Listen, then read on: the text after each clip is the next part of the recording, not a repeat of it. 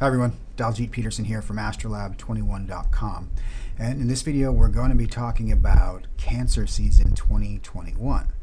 And as we always do every year when we initiate a Cancer season, we start with the Summer Solstice, the longest day of the calendar year. And today is the solstice. It's Sunday, June 20th. It's about 10:20 a.m. here on the West Coast.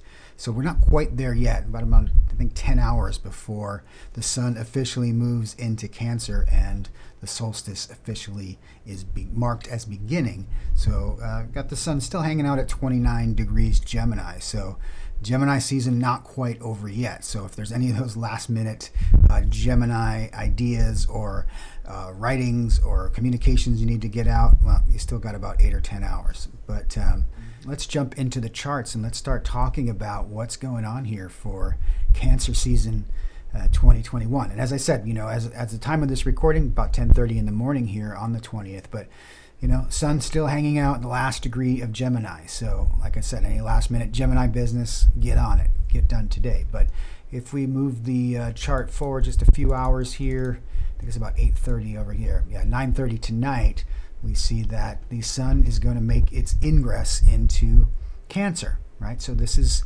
a big seasonal shift for us. We're finishing spring, right? Gemini is the mutable sign of spring, and it ends that season and paves the way for a new season to begin. So we're moving from mutable, airy, yang Gemini, all that energy, right? That outward, intellectual, upward, right? And that levitational force of an air sign, right? And its expressiveness, its mutability. Now, okay, we're moving into the next sign. We move into a cardinal sign. Always begin a new season with a cardinal sign. So summer begins with cardinal water, which is Cancer. So we're going into a water sign. So now we're coming more yin. We're coming more gravitational. So what you tend to feel here when we change this seasonal shift tends to be one of more grounding, right? Where we've been in our heads, all this mental activity for the last month with that Gemini energy, with the sun kind of putting a light on the mental aspects. Now it's starting to descend down, wants to come down into the heart, water, particularly Cancer, and just almost a sense of embodying the energy, right? So it's all that.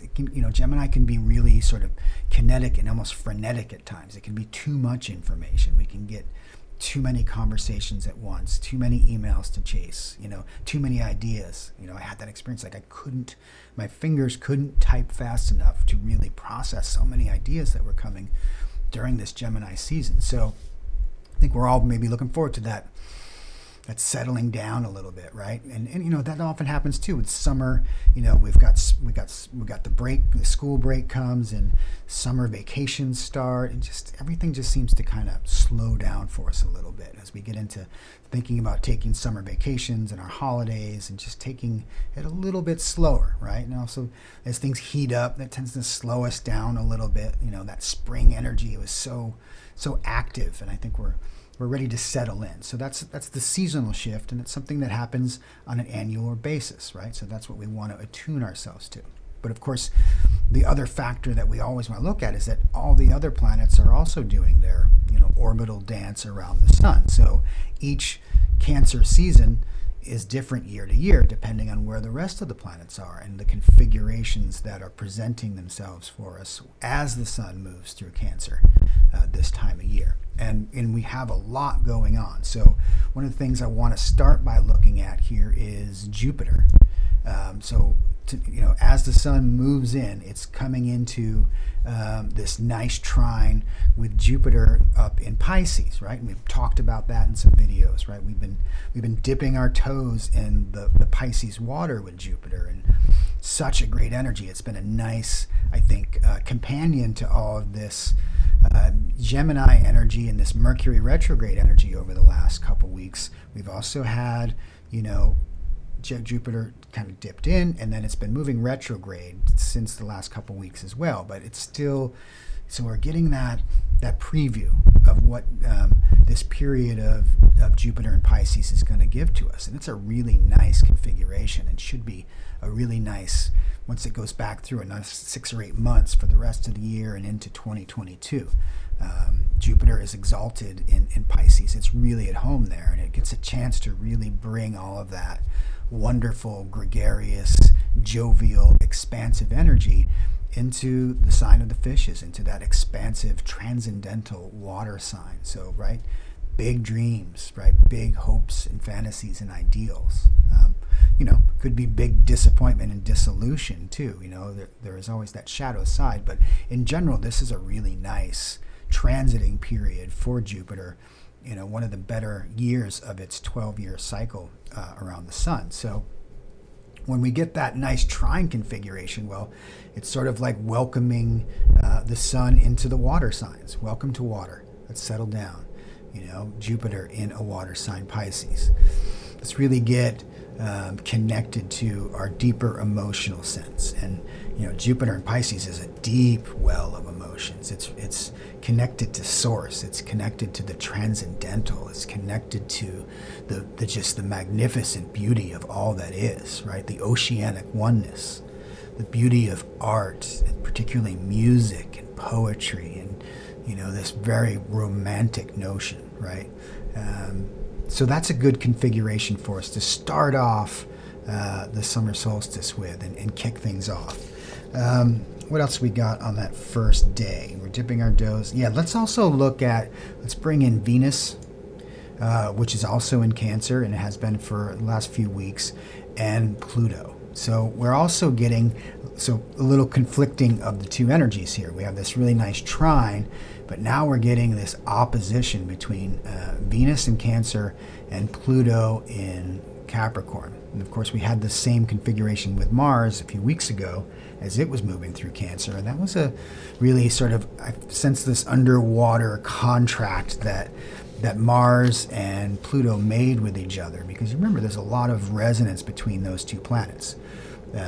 Pluto is thought of to be the higher octave of Mars. I often think of it as the big brother, right? And so whenever Mars and Pluto are in any kind of alignment, particularly something powerful like an opposition, something really deep and penetrating and powerful is taking place.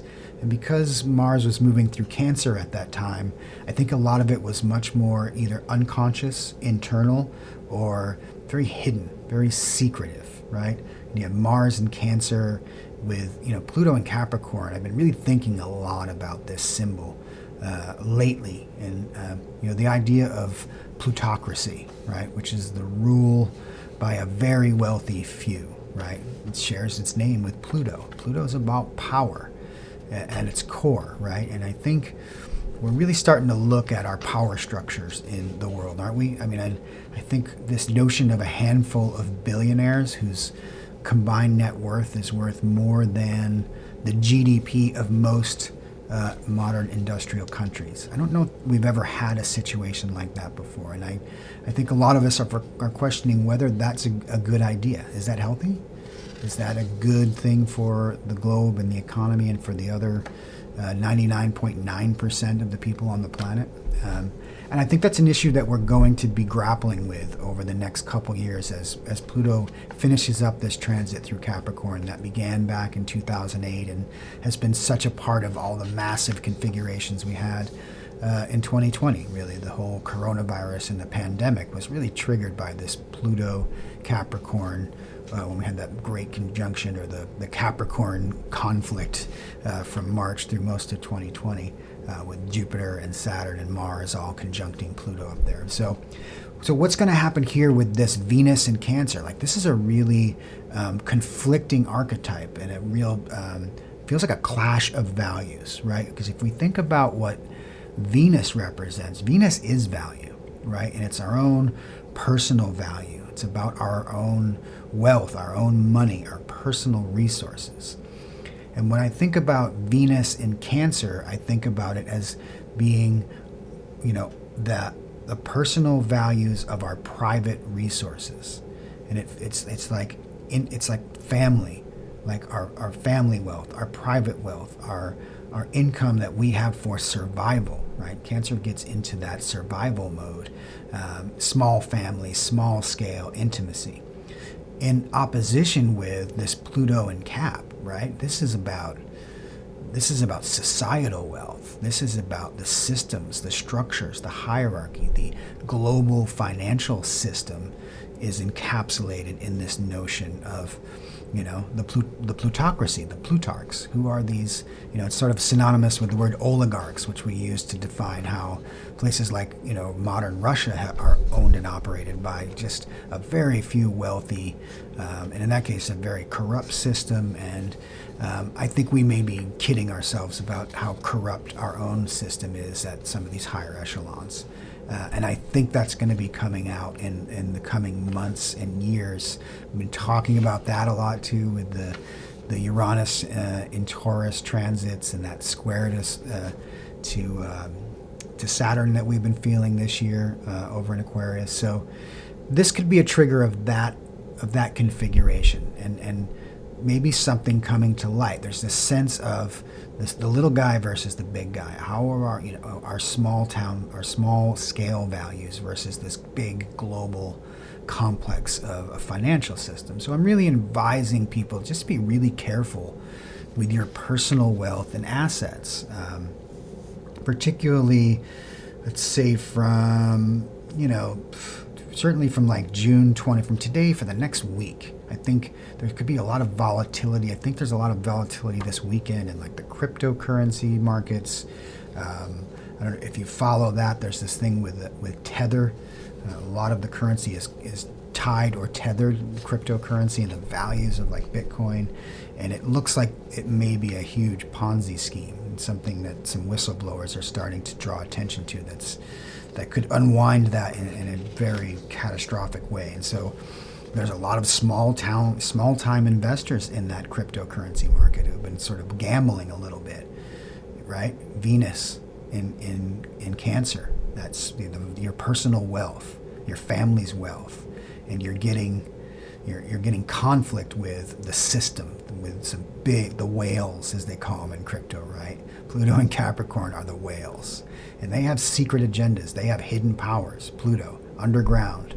Literally, Pluto rules criminal networks, criminal organizations, things like the mafia, the mob, drug cartels, right? It's that dark underworld of Pluto. It has that dark side. And Pluto in Capricorn now retrograding too, and it's heading back to those degrees. It was about 24 degrees where we had the triggering of the lockdowns and all that occurred in March of 2020. We're backing up. There's some retracing of some of those steps where Pluto's going back and going, all right, giving you guys a chance to get this right. So get it right. Okay, so moving forward to June 22nd, and I'm just going to bring Mercury into the picture because at some point, if we go a few hours forward here on the 22nd, when is that going to happen? There it is. About 4:30 p.m., we see that Mercury's about to station direct here at 16 degrees in Gemini. So this should be a nice, palpable shift for us all. We've been dealing with that retrograde, as we talked about at the top of the video, for the last 3 weeks. And now Mercury will it's going to stop in the sky, which will be a really intense day. And all of what we've gone through for this last 3 weeks during that retrograde will kind of coalesce in a way. Especially if you've done some good retrograde type of work. You've been reviewing, going over, right, processing, or revisiting older projects. All right, so something sort of crystallizes there, and as it starts to move forward and move into that forward direction, we're going to really get a sense of some really sort of propelling motion, right? Full thrusts, right? Isn't that what they used to say in Star Trek? Full thrusters forward. That's what it's like when a planet stations direct and then starts to move forward. It gets this momentum, and then so this is another factor that we're going to be seeing through this first part of this Cancer season. Is like that all that crazy Gemini energy is really going to start to really be very productive and useful and want to be expressed and out in the world. So powerful expression, right? And along with what we're going to be talking about with what's going on with Mars and Venus, it's going to be an incredibly powerful month. All right, moving on now to the very next day, which is June 23rd. And I'm adding in here Mars and Saturn and the nodes, because this is what's forming what we call this mystic rectangle. What's a mystic rectangle? Well, it happens when you have two planets that are in opposition to each other, but also are in this harmonious relationship with two other planets. And in this case, it's the north node, north and south node, the nodal axis. So you have Mars here in Leo, and it's sextile to the north node, and it's trine to the south node, while Saturn on the opposite end is sextile to the south node and trine to the north node. So this rectangle you see here in blue is a mystic rectangle. So why is this an important configuration? Well, what's happening here is you have an opposition, which is already a very strong aspect. It's a really powerful configuration.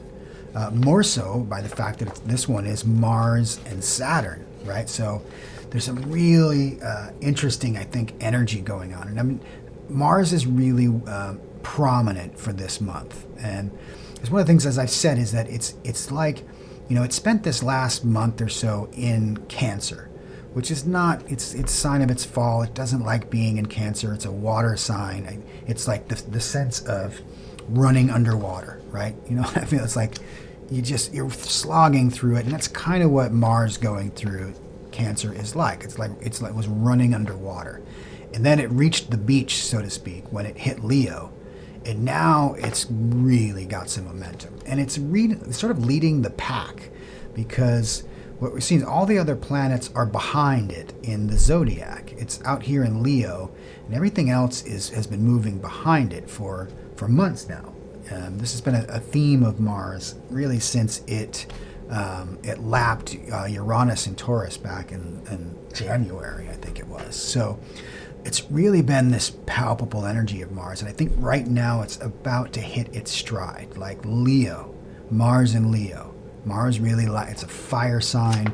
Mars is a ruler of Aries, another fire sign. So you've got this expressive, dramatic, playful energy, creative. Let's get out there, let's play, let's have a good time, right? Fun and games. Mars loves fun and games. Well, Leo's all about fun and games. But now it's hitting this opposition with Saturn, right? Who's, the old taskmaster, the old limiter, right? Slow down, young man, not so fast.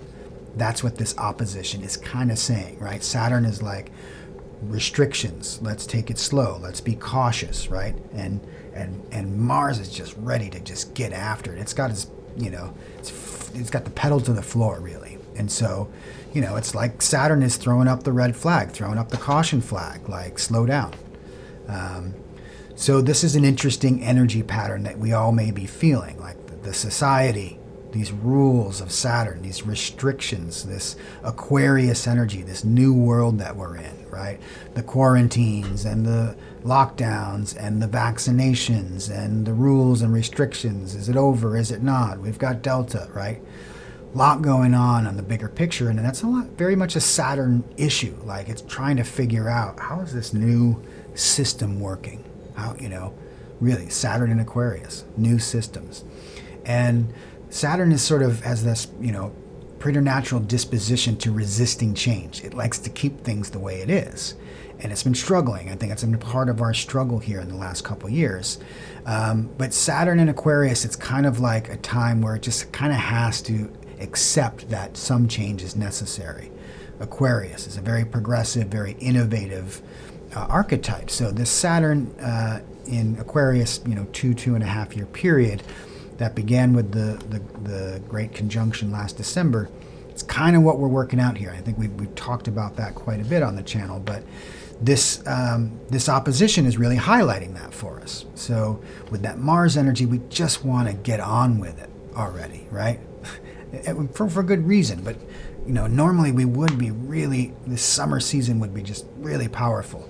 But now this opposition is kind of holding that Mars energy back. And there could be some struggle, some conflict. You might see some actual conflict, right?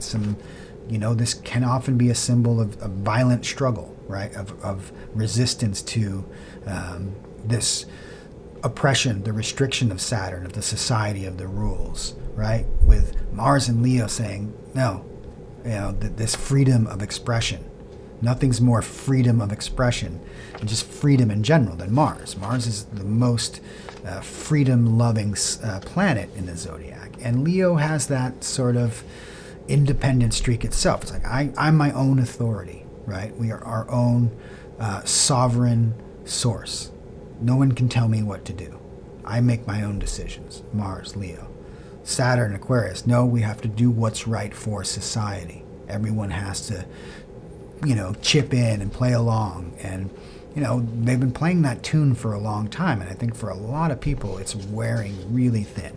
So to me, this opposition is just the perfect example of that struggle we're having.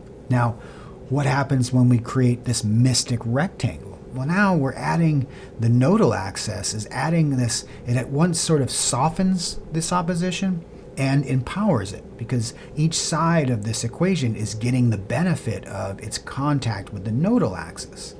And of course, we've been talking about this nodal axis a ton this year because it's really integral in a lot of the big configurations that we're having this year. So we've had the south node in the Sagittarius, we've had the north node in Gemini, right, where the nodal axis tends to be this directional, it's like the compass of our lives, right? Wherever it's pointing, it's like the south node is the past, where we're coming from, the north node is where we're trying to get to. So we have a lot of this Gemini. Another reason, we see Mercury there has been coming into almost a conjunction with that node, right? This Gemini energy, this future, like trying to really figure out, articulate, express, communicate. What is it we want? What is the new thing? Where are we headed with all of this? Information technology, right? And social media and AI, right? A lot of that being sort of contemplated now. Versus that south node, which is the past, and also contains the gifts of the past, all of that we have accrued. There's value in the south node. We don't want to just throw it away. We want to retain what's valuable in it, right? It's like we don't want to throw the baby out with the bathwater, right? The baby's there, and it's and south node in Sagittarius is like, it's all this accrued wisdom that we've gained personally and collectively, right? There's a lot there. We don't want to throw away the past. We want to retain the most useful parts of it so that it can inform how we formulate these new ideas in the future. So that nodal axis and the energy that it's been presenting for us for all this year and all these configurations that are hitting it, now that's empowering this Mars Saturn opposition. So I think it's really interesting.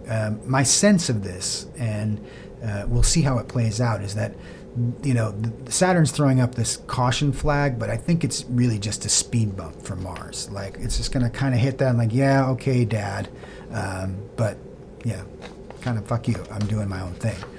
And in a way, I think Saturn is sort of distracted with its own agenda, right? It's like, since it's gone retrograde and it's dealing with a lot of stuff, right? It's having to review some, there's a lot of peer-reviewed papers to be gone over. There's a lot of new data to be collated and reviewed, right? A lot of the things that are going on in the scientific community, the medical community, the political communities, Saturn's got a lot on its plate right now. So it might disapprove of what's going on here, and we're going to talk about what's going to happen as Venus comes up and joins Mars in the next week or so. This is really going to get interesting, and as I said, there will be fireworks. So just keep an eye out. June 23rd, earlier this week, we're going to get, that there's going to be something tense, but it could work itself out really, really easily. So stay tuned for that. So next, I want to jump forward to July 3rd. And what we have here is the inauguration of what I'm calling Summer of Love 2.0. So why am I doing that? Well, we have the beginning of the conjunction of Venus and Mars. So this is what the power couple of the zodiac, right? The two lovers, right? Venus, the romantic, the beautiful, the receptive, the feminine, right? conjoined with Mars, the aggressive, the sexual, the potent, the virile, the masculine, right? Combine those two energies and you have, well, it's baby making season, right? This is baby making weather, folks. This is baby making astrological weather. And it's going to kick off, 4th of July weekend is going to be hot. Sexy hot, right? It's like, as I've been saying, there will be fireworks, right? And of course, there's always fireworks on the 4th of July, but we are going to have some sexual fireworks. There is going to be romantic fireworks. There is going to be some real love in the air. We're celebrating our love of country on the 4th of July, and certainly, with the sun moving through Cancer, no better time, right? Peak of summer season. But this conjunction of, not only is it Venus and Mars, but it's in Leo. This is the sign of the lovers. This is the sign of love affairs. This is the sign of romance and courtship, right? This is a really special configuration. I think, and boy, I think we've earned it. We deserve this. What's going to be a 2-week period of this this configuration where it is just going to be, love, love, love. I mean, really, it's kind of like 2 weeks of rainbows and unicorns. Like, I think it's giving us permission to sort of, love who you want, when you want, where you want, how you want, for as long as you want, right? In any way you want. It's like a permission slip from the cosmos to say, be self-expressive. Enjoy your sensuality, your sexuality. Express it creatively, Leo, right? Don't be afraid to be who you are, right?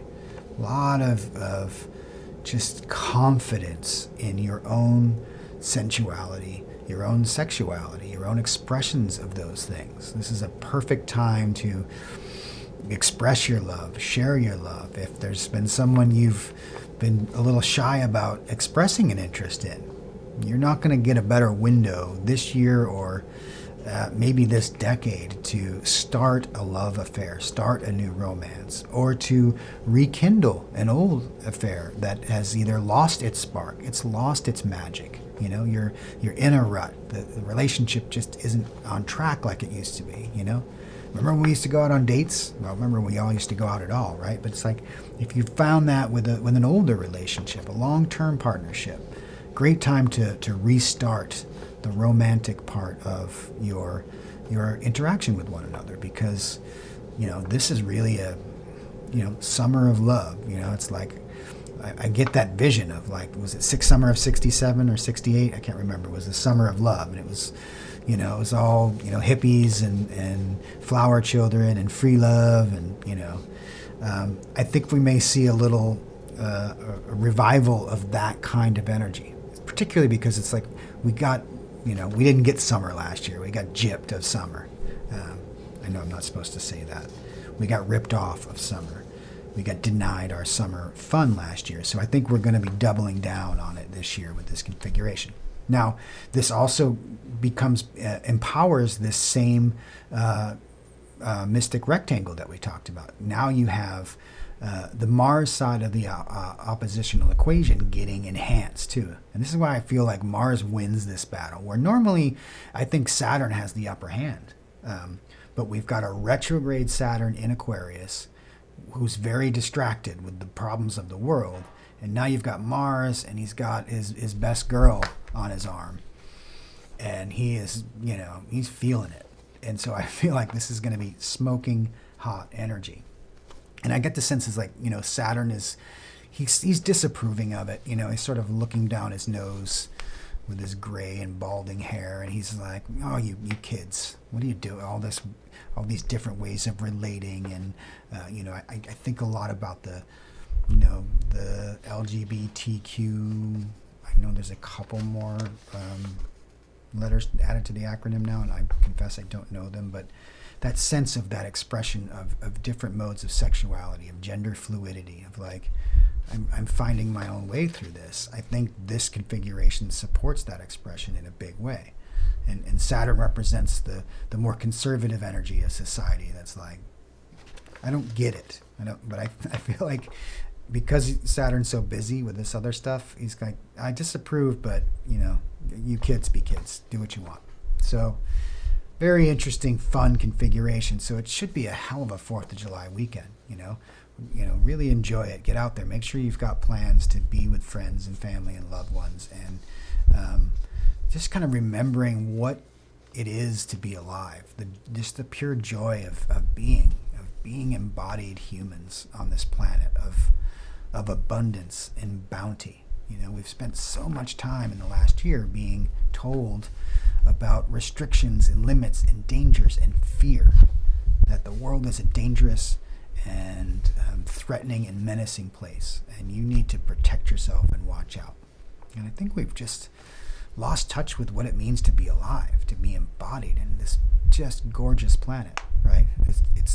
It's so abundant, it's so beautiful. If you take time to get out of this loop and just take a walk out in nature for an hour, you're just a changed person. And if you can do it with a lover or someone you care about and enjoy it together and interact in that way, all the more power to you. So yeah, happy 4th of July, everyone, in advance. I can't wait to see the energy that this configuration produces. Okay, so just jumping forward another week, getting into like week 3 of Cancer season, I want to talk about the new moon in Cancer that'll be happening on July 9th. So we see the moon joining the sun down here in Cancer. Should be a fairly mellow, benign new moon as far as I can tell.